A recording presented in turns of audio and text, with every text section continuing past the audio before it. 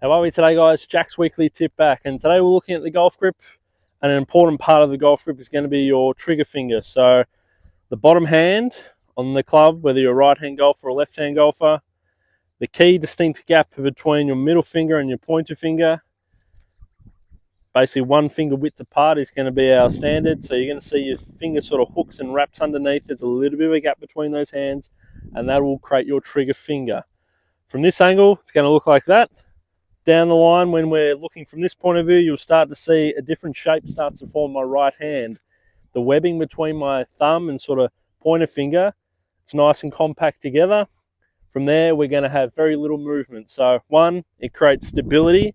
As we get into our setup and we get to the top of the swing, there's less movement that can actually happen in the club, as opposed to taking a grip where all your fingers are sort of together, goes too much through your palm, and you'll sort of see your thumb gets very extended down the length of the club like that. Instead of our trigger finger, the right thumb, hopefully this picks up on camera, you'll see that right thumb really pinches and pulls up. When our fingers are too close together, that thumb extends down the shaft. It's going to lead to inconsistent wrist angles, inconsistent club control, and more importantly, your club face is going to start to point really open or really shut at times. So if you're looking at a marker, once you put your top hand on the golf club, again, come back to that finger width between those two last fingers on the club. Last point of view, from when we're seeing from our eyes, we should see that webbing. Thumb sort of pinches and pulls up.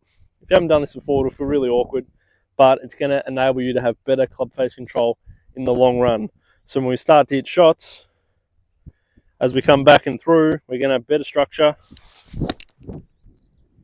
which will give us, hopefully in the long run, greater consistency out on course. So if you're not using your trigger finger, or it's not even on the club, look at it next time you're practicing or at home.